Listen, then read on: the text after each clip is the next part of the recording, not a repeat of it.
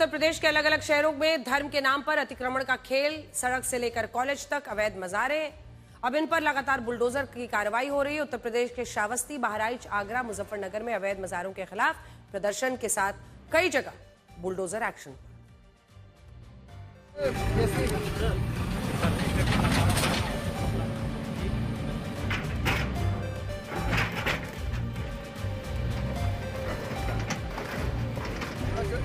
श्रावस्ती के बेलहरी गांव में प्यारे बाबा की समाधि थी, जिसे मजार का रूप दे दिया गया। अब प्रशासन के निर्देश पर बुलडोजर चलाकर अवैध मजार और उसके पास बने एक और निर्माण को ध्वस्त कर दिया गया। जमीन के असली खातेदारों ने उनके पट्टे की भूमि पर कब्जे का आरोप लगाया था। बहराइच में महाराजा सुहेलदेव मेडिकल कॉलेज के परिसर में अवैध रूप से मजारें बनाई गई थीं। इन्हें 2002 में ही अवैध घोषित किया जा चुका है, लेकिन अब तक एक्शन नहीं हुआ था। अब ऐसी 10 मजारों को मेडिकल कॉलेज परिसर से साफ कर दिया गया। आगरा कॉलेज के सामने सड़क पर बीचों बीच और फुटपाथ पर भी मजारें बनी हुई हैं, जिसे लेकर विवाद हो रहा है। ये मजारें यातायात बाधित करने के साथ दुर्घटना का कारण बन रही हैं, जिन्हें हटाने का अल्टीमेटम दिया जा रहा है। मुजफ्फरनगर में अवैध मजार के विरोध में कोतवाली का घेराव किया गया। आरोप है कि मजार को 10 फीट से बढ़ाकर 100 फीट कर दिया गया है। लोगों ने चेतावनी दी है कि अगर कार्रवाई नहीं की गई तो लोग खुद इसे ध्वस्त कर देंगे।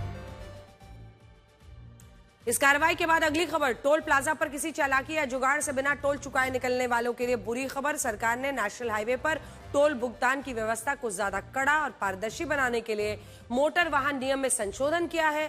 अब अगर कोई वाहन टोल प्लाजा से बिना भुगतान किए निकलता है और वो प्लाजा पर रिकॉर्ड हो गया तो इसे अनपेड यूजर फी माना जाएगा। और जब कभी ऐसा व्यक्ति NOC, fitness certificate, national permit के लिए अप्लाई करेगा तो टोल पेंडिंग दिखेगा। बिना टोल क्लियर किए इन सेवाओं का लाभ नहीं उठा पाएगा व्यक्ति। कई लोग जुगाड़ से, चालाकी से या नेगेटिव बैलेंस रखकर बिना टोल चुकाए निकल जाते हैं, लेकिन अब ऐसा आगे नहीं चल पाएगा, क्योंकि भले वो तत्काल टोल ना चुकाएं, लेकिन एक ना एक दिन उन्हें बकाया टोल चुकाना ही होगा। इसकी व्यवस्था सरकार ने कर दी है। सरकार ने अब टोल बकाया को सीधे वाहन से जुड़ी दूसरी सेवाओं से जोड़ दिया है। जब तक पिछला टोल ड्यूज क्लियर नहीं हो जाता, तब तक वाहन को किसी और को बेचने के लिए एनओसी नहीं मिल सकती, किसी दूसरी जगह ट्रांसफर नहीं करा सकते, नया फिटनेस सर्टिफिकेट नहीं मिलेगा और रिन्यू नहीं होगा, यहां तक कि नेशनल परमिट भी नहीं मिलेगा। सरकार ने एनओसी के लिए इस्तेमाल होने वाले फॉर्म 28 में एक और कॉलम जोड़ दिया है, जिसमें लंबित टोल का विवरण देना होगा। सरकार की यह कोशिश बिना बैरियर वाले टोल सिस्टम के लिए एक तैयारी की तरह है, जहां टोल प्लाजा पर कोई बैरियर नहीं होगा और टोल कैमरे या सेंसर की मदद से काट लिया जाएगा। ऐसी स्थिति में अगर किसी का टोल नहीं कट पाया तो उससे बाद में रिकवरी की जा सकेगी। एक हफ्ते पहले नोएडा में इंजीनियर की डूबने से मौत हो गई थी। खबर आपको याद होगी। इस घटना के बाद से योगी सरकार ऐसी घटनाओं को लेकर जीरो टॉलरेंस की नीति अपना रही है। भविष्य में ऐसा ना हो, इसके लिए सख्त निर्देश है। जनता के लिए हेल्पलाइन नंबर है।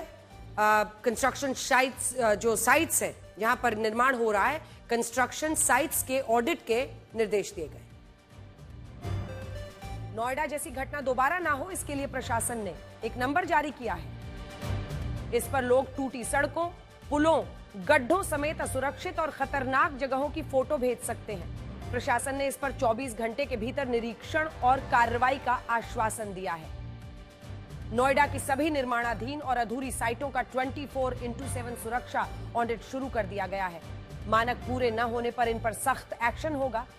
इसके अलावा खतरनाक गड्ढों पर स्थायी बैरिकेडिंग, चेतावनी संकेत, रिफ्लेक्टिव मार्कर और लाइट्स लगाने का आदेश दिया गया है।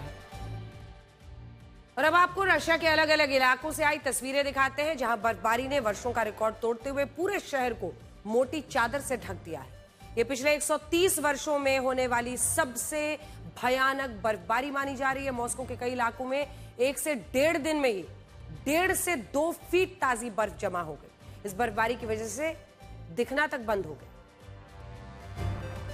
इस वक्त रूस के कई इलाके भीषण बर्फबारी झेल रहे हैं, जिसकी वजह से जनजीवन ठप हो चुका है। बर्फबारी की वजह से रिहायशी इलाकों में अपार्टमेंट के कई फ्लोर बर्फ से ढक गए। पूरे शहर को बर्फ की मोटी चादर ने ढक दिया। लोग घरों से निकलने के लिए खुदाई कर रहे हैं। कारें पूरी तरह बर्फ में दबी हुई हैं। इस बीच कुछ युवा और बच्चे बर्फबारी का लुत्फ भी उठा रहे हैं। बर्फबारी की वजह से सैकड़ों उड़ानें रद्द कर दी गईं, क्योंकि रनवे से बर्फ हटाना बड़ी चुनौती बन गया।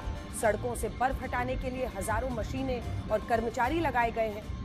बर्फबारी और तेज हवाओं की वजह से खंभे गिर गए, जिससे हजारों घरों की बत्ती गुल हो गई।